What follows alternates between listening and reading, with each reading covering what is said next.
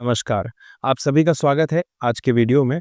हम बात करेंगे आज के वीडियो में मध्य प्रदेश ने हाल ही में संविदा शिक्षक भर्ती परीक्षा निकाली है वर्ग 3 के लिए। उसमें हिंदी भी एक विषय है, आप जानते हैं। और उस विषय में जो इकाई 2 है यानी यूनिट 2 है, उसमें एक टॉपिक आता है जिसमें हमें वर्णों के उच्चारण स्थान को समझना ज़रूरी होता है। तो बस इसी टॉपिक के अंतर्गत आज का ये वीडियो है और मुझे लगता है कि इस टॉपिक में हम टोटल 3 वीडियो बनाएँगे। तो ये पहला है जिसमें हम स्वर वाला जो भाग है, पार्ट है, वो आज के वीडियो में कवर कर लेंगे। साथ ही जो लोग हिंदी बोलना, सुनना और पढ़ना इन सभी चीज़ों में रुचि रखते हैं, उनके लिए तो ये वीडियो बहुत ही ज़रूरी है ही। ठीक है, अब देखिए हिंदी के बारे में जब मैं आपसे बात करता हूँ, तो आज की वीडियो में जो-जो बातें मैं आपसे करने वाला हूँ, उसको पहले ध्यान से समझने का प्रयास करते हैं। व्यंजन क्या होते हैं, आप शायद जानते हैं और स्वर क्या होते हैं, आपने सुना होगा। ठीक है, अब मैंने आपसे कह भी दिया है कि हम आज जो है स्वर वाले पार्ट को कंप्लीट करने वाले हैं। अब देखिए व्यंजन में जो ये 5 वर्ग हम हमेशा बड़े ध्यान से पढ़ते हैं। एक होता है सबसे पहले क वर्ग, फिर च, ट, त और फिर प वर्ग। हिंदी को जो है वो वैज्ञानिक भाषा के रूप में भी जाना जाता है। हिंदी का अपना एक विज्ञान है। अब ये विज्ञान हमसे क्या कहना चाहता है? ये हमें ये बताता है कि सबसे पहले भाषा जो है वो समृद्ध कौन-सी है? इसे समझिए। आपके मुख से निकलने वाली कोई भी ध्वनि को जब कोई संकेत चिन्ह में प्रकट कर दे आपके सामने, उस भाषा को हम सबसे समृद्ध भाषा के तौर पर जानते हैं। उसमें एक नाम तो संस्कृत का आता ही है, एक नाम हिंदी का भी आता है। ठीक है, अभी और समझने का प्रयास करते हैं। हमारा जो मुख है, उसी से कोई भी ध्वनि निकलती है। जो बोली जाती है वो भाषा है और जब उसके उसे लिखा जाता है, तो हम उसे स्क्रिप्ट यानी कि लिपि कहते हैं। ठीक है? तो अब समझिएगा कि हमारा जो मुख है, इसका जो शुरुआती हिस्सा है, सबसे प्रारंभिक भाग जो है, वो हमारा कंठ कहलाता है। ये जो होंठ होते हैं ना, ये सबसे बाहरी हिस्सा है। ठीक है? देखने पे मत जाइएगा। कंठ सबसे शुरुआती हिस्सा है। जब आप इन क वर्ग वाले व्यंजनों को बोलेंगे, ज़रा बोलिए मेरे साथ में, क, ख, ग, घ, इसे क्या कहते हैं? अंग। तो आप देखेंगे कि कंठ का प्रयोग हो रहा है। हमारी जो पूरी की पूरी जो जिह्वा है, उसको अगर आप देखेंगे, तो वो जो है कंठ वाला जो भाग है ना? उसका प्रयोग हो रहा है ये बोलते समय क, ख, ग, घ, अंग। यानी वायु में जो बाधा उत्पन्न हो रही है, वो कंठ के द्वारा उत्पन्न की जा रही है। पूरा का पूरा जब आप अभी वर्ण को समझने का प्रयास करेंगे ना, मैंने आपको बताया कि हम कौन-सा टॉपिक पढ़ रहे हैं, यूनिट 2 में आने वाला।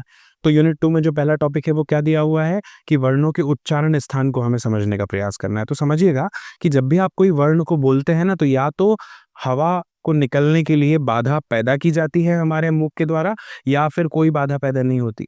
सीधे हवा निकाल दी जाती है हमारे मुख से। ठीक है? तो ये पूरा का पूरा एक ध्वनि विज्ञान है, उसको हम समझेंगे। तो क वर्ग में आप देख रहे हैं कंठ का प्रयोग हो रहा है, इसलिए हमने यहाँ पर कंठ व्यंजन इसको नाम दे दिया है। बहुत सरल ढंग से हम आज के वीडियो में चर्चा कर रहे हैं, ताकि कोई भी जो बात है, वो इससे संबंधित अगर कोई प्रश्न आ गया परीक्षा में, तो वो आपसे छूटना नहीं चाहिए। ये हमारे वीडियो का मुख्य उद्देश्य है। अब देखिए च वर्ग। च वर्ग में क्या होगा? इसको नाम दिया है तालव्य व्यंजन। ज़रा मेरे साथ बोलिए च। तो क्या हो रहा है? आपका जो जीभ का अग्रभाग है, आपकी जीभ का, वो कहाँ छू रहा है? आपके तालू पे। तालू क्या होता है ना, मैं आपको बताऊँ, हमारे मुख में दाँत के पीछे से जो हिस्सा शुरू होता है और कंठ तक पीछे तक जाता है, उस पूरे हिस्से को जो है आप तालू कहते हैं। ठीक है? लेकिन उसके एकदम बीच का जो हिस्सा है, जो ऊपर उठा हुआ रहता है, उसे हम मूर्धा कहते हैं। ठीक है? तो अब देखिए च, छ, ज, झ बोलेंगे आप, इयाँ बोलेंगे, तो कहीं न कहीं तालु का प्रयोग होगा। तो आप देखेंगे कि ये जो है, ये तालव्य व्यंजन के अंतर्गत आते हैं। फिर इसके बाद में थोड़ा-सा आप ट वर्ग पे आइए। ट वर्ग को ज़रा उच्चारित करने का प्रयास कीजिए मेरे साथ, ट, ठ, ड, ढ। तो यहाँ पे जो है मूर्धा का प्रयोग हो रहा है, इसलिए ये मूर्धन्य व्यंजन कहलाएँगे। इसी तरह से जब आप त, थ, द, ध, न बोलेंगे, तो आप दाँत पे जो है आपकी जीभ का अग्रभाग छुएगा, तो वो दंत व्यंजन कहलाएँगे।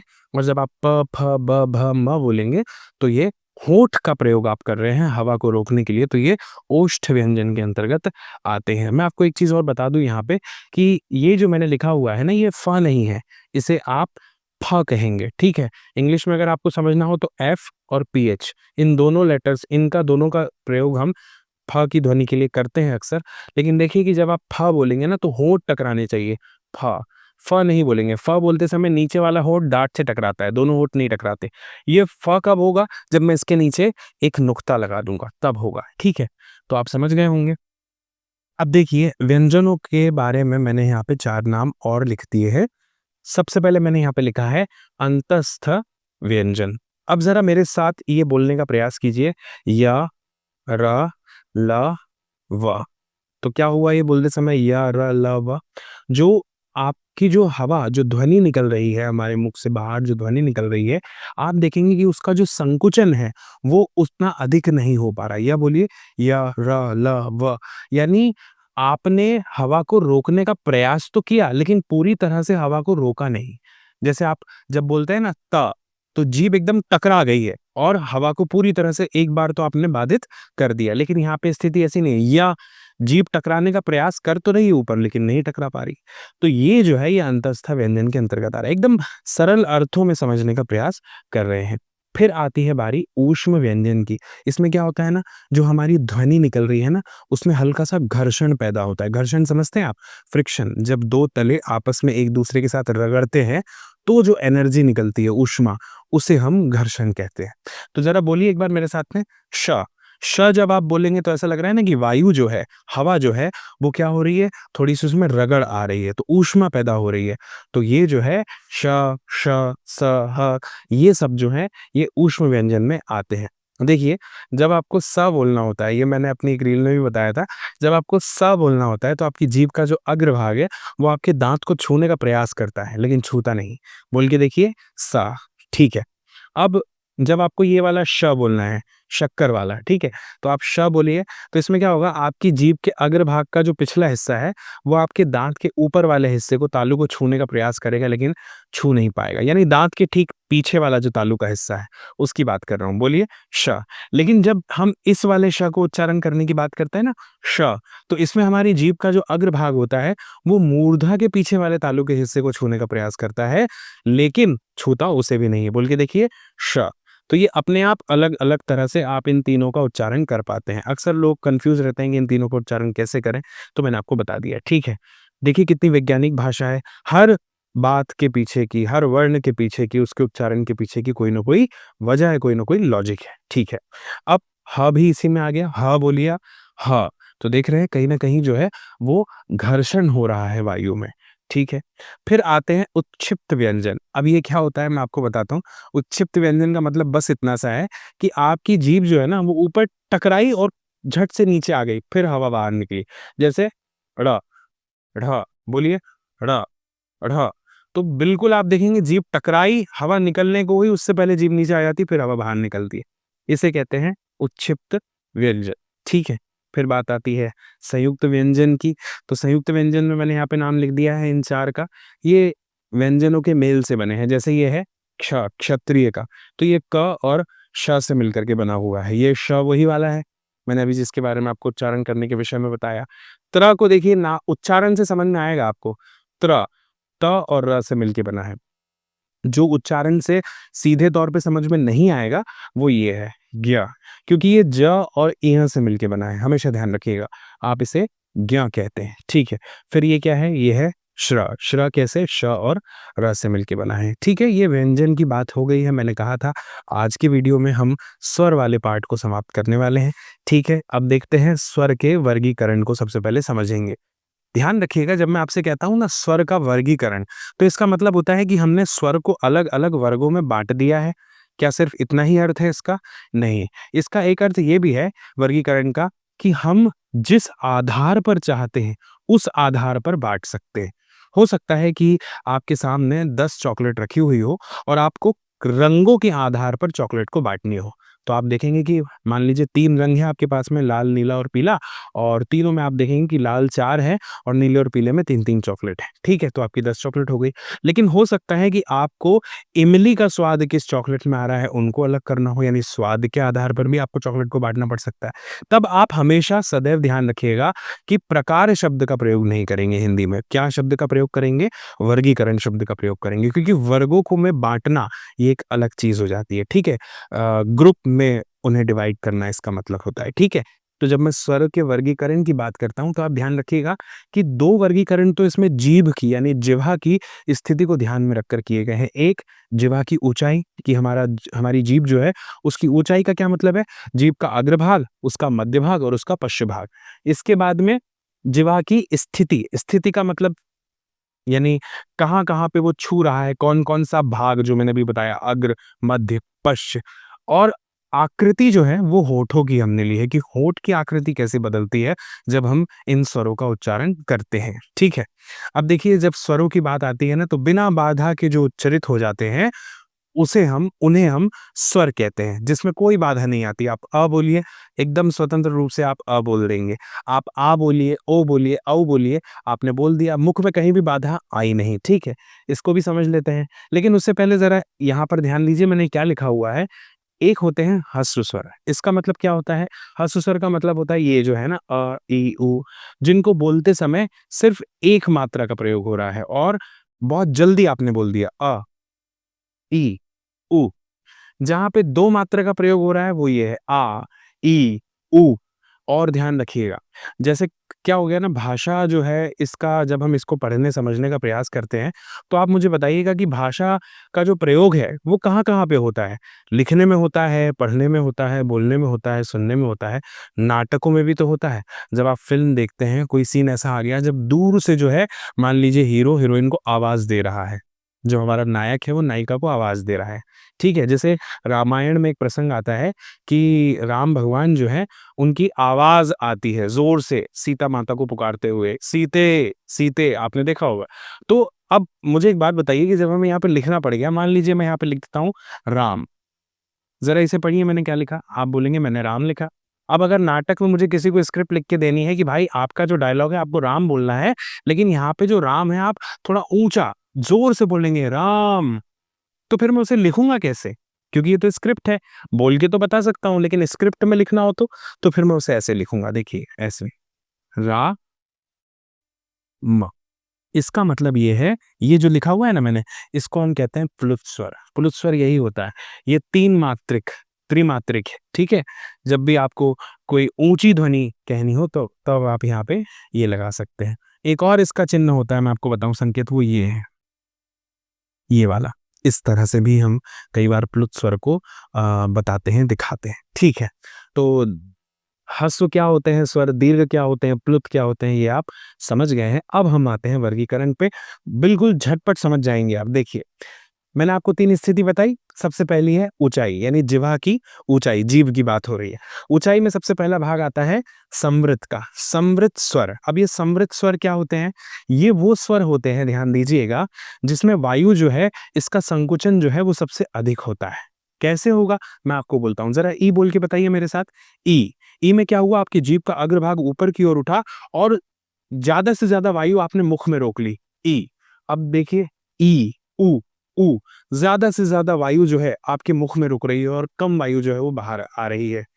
अब इससे अगर थोड़ी अधिक वायु आप बाहर निकालेंगे तो आप अर्ध समृत में पहुँच जाएँगे। कैसे? ज़रा ए बोलिए, एक बार बोलिए ई, हवा ज़्यादा रुकी। अब ये बोलिए ए में थोड़ी ज़्यादा हवा बाहर आई, पूरी नहीं आई लेकिन ई से थोड़ी ज़्यादा। तो ये अर्ध समृत में आ गए। कौन से 2? ए और ओ, ठीक है। अब ये अर्ध विवृत क्या होता है? ध्यान रखिएगा कि ये जो हमारा हिस्सा होता है ना गोल, होंठ के अंदर वाला, मुख विवर कहलाता है। क्या कहलाता है? मुख विवर। अब समझिएगा यहाँ पे लिखा हुआ है अर्धविवृत। इस अंत वाले शब्द को आपने क्या पहले कहीं देखा है? व्रत, ये आप गणित में पढ़ते हैं, व्रत, है ना? ठीक है, अब ध्यान दीजिएगा, अर्धविवृत का मतलब क्या हो रहा है यहाँ पे? इसका मतलब ये होता है कि जब आप इनका उच्चारण करते हैं ना ऐ, औ, तब यहाँ पे संकुचन पूरी तरह से वायु का समाप्त हो जाता है। ए, ऐ, औ, ऐ, औ। लेकिन ध्यान रखिए कि मुँह अभी भी आपका पूरा नहीं खुला। पूरा मुँह जब आप खोलेंगे और ज़ोर से चिल्लाएँगे तो क्या आवाज़ निकलेगी? कौन-सी ध्वनि निकलेगी? वो होगी आ, है ना? आ बोलिए ज़रा मेरे साथ, आ। कहीं कोई बाधा नहीं आई और आपने हवा को जो है ध्वनि का रूप देते हुए एक झटके में बाहर निकाला। आ और थोड़ी लंबी ध्वनि है, यानी द्विमात्रिक, तो ये दीर्घ स्वर के अंतर्गत आ गया। तो ये विवृत स्वर के अंतर्गत आएगा। ये कौन-सा वर्गीकरण था? ये था जिह्वा की ऊँचाई वाला। मैंने आपको बताया था। अब स्थिति वाले पे हम बात करेंगे। अब स्थिति वाले को थोड़ा समझते हैं। देखिए, सबसे पहले मैंने आपको बताया था अग्र, ठीक है? अब जब आपको ई बोलना हो, ऐ बोलना हो, तो आपकी जीवा का जो अग्रभाग है वो ऊपर की ओर जाएगा। ज़रा बोलिए ई, ए, ऐ। तो ये इसलिए यहाँ पे अग्र के अंतर्गत आते हैं। अब आप बोलेंगे सर ऐसा थोड़ी होता है, हम कुछ और बोलेंगे तो क्या अग्रभाग ऊपर नहीं आएगा? तो बिल्कुल ऐसा ही होगा। आप देखिए ज़रा मेरे सामने ऊ बोलिए आप, ऊ। अब आपकी जीभ ऊपर है या नीचे है? आप कहेंगे नीचे है। तो ऊ में आपने अपनी जिह्वा का कौन-सा हिस्सा जो है वो प्रयोग में लाया है? तो आपको पता चलेगा पश्च वाला। ज़रा बोलिए ऊ। कंठ में जो पीछे कंठ है, उसमें आपकी जीभ का पिछला भाग जो है, वो परिवर्तन लाने का प्रयास कर रहा है। ऊ, ऊ, ओ, औ, आ। तो ये जो है ये पश्च में आएगा। मध्य में फिर क्या आएगा? केवल एक ही ध्वनि है अ। बोलिए अ। तो आप देखेंगे ना तो आपने अपनी जीभ का अगला हिस्सा ऊपर उठाया, ना पिछला, मध्य वाले हिस्से का प्रयोग किया। तो मुझे उम्मीद है कि आपको जिह्वा की स्थिति वाला वर्गीकरण भी बहुत अच्छे से समझ में आ गया होगा। एक तो समस्या ये है कि ये यूट्यूब पे जब हम वीडियो अपलोड करते हैं, तो इसमें प्रथा बन गई है कि टीचर जो है, वो बहुत सकारात्मकता के साथ में अपनी बात रखता है, सामने वाले के सामने, ठीक है? इसलिए भी मैं कह रहा हूँ, लेकिन जब मैं कहता हूँ कि समझ में आ गया है, अगर वास्तव में आप थोड़ा गंभीर हैं अपनी पढ़ाई को लेके, तो आपको ज़रूर समझ में आ गया होगा। और अगर आपको ये समझाने के बाद भी समझ में नहीं आ रहा है, तो मैं आपको बताता हूँ कि इसका भी एक तरीका है। आप वीडियो को रिवर्स करें और दोबारा देखें, इस बार थोड़ा ज़्यादा कंसंट्रेशन के साथ में, अब आपको समझ में आ जाएगा, ठीक है? अब हम आते हैं आकृति पे। ध्यान दीजिएगा, ये जो वर्गीकरण है, ये होठों के यानी ओष्ठ के आधार पर किया गया है। अब आकृति में समझिए, सिर्फ 2 स्थितियों को समझना, एक गोलीय और एक अगोलीय, ठीक है? अब देखिए गोलीय में क्या होगा? आप मेरे सामने ज़रा बोलिए उ, ऊ, ऊ, फिर बोलिए ओ, और ये क्या लिखा है? ओ और औ के बीच में मैंने लिखा औग। ये हम इंग्लिश में बोलते हैं ना, जैसे डॉक्टर बोलिए, डॉक्टर बोलते समय अगर वो ओ होता, जो ड में मात्रा लगी, तो फिर वो डॉक्टर हो जाता, और औ होता तो डॉक्टर होता, लेकिन वो क्या है? डॉक्टर, औ। तो ये जो ध्वनि है ना, जो ध्वनि संकेत यहाँ पे लिखे हुए हैं, ये गोलीय स्वर के अंतर्गत आते हैं, और ये वर्गीकरण कौन-सा है? होठ की आकृति वाला, ठीक है? अब देखिए अगोलीय, एक गोलीय और एक अगोलीय। जब आप ये सब बोलेंगे ई, ए, ऐ, तो यहाँ पे आपका जो मुख वाला हिस्सा है, वो गोल नहीं होगा, लेकिन यहाँ पे होगा। जब आप ऊ बोलेंगे तो होठ गोल हो जाएँगे आपके, ओ बोलेंगे तो होठ को गोल होना पड़ेगा, सामने गोला बनेगा, औ बोलेंगे तो भी गोल होना पड़ेगा। तो मुझे उम्मीद है कि ये वाला हिस्सा जो है आपको बहुत अच्छे से समझ में आया होगा, और ये वीडियो भी आपको बड़ी आसानी से समझ में आया होगा। मैं ऐसे ही लगातार वीडियो निरंतर आपके लिए लाते रहूँगा, और मैंने अभी-अभी अपना चैनल बनाया है और प्रयास कर रहा हूँ आपके साथ जुड़ने का। तो अगर आपको वीडियो पसंद आया हो तो ज़रूर इसे उन लोगों तक तो ज़रूर पहुँचाइएगा जिन्हें इसकी ज़रूरत है, और जो लोग आपके जैसे हैं, तैयारी कर रहे हैं। अगर आपने अभी तक चैनल को सब्सक्राइब नहीं किया है तो इसलिए कर लीजिएगा, क्योंकि ऐसे ही वीडियोज़ आपके पास और आपके लिए मैं लेकर आते रहूँगा। और जल्दी हम मिलेंगे अगले वीडियो में, तब तक के लिए अपना ख़्याल रखिए, ध्यान रखिए, और ईमानदारी से भले ही कम समय आप दें पढ़ाई में, लेकिन दीजिए, क्योंकि जब आप थोड़ा-थोड़ा समय देने लगते हैं, तो परिवर्तन होता है। कहीं न कहीं वो आपको दिखाई भी देता है और आप में भी दिखाई देता है। जल्दी मिलेंगे अगले वीडियो में, तब तक के लिए आप सभी को मेरा नमस्कार।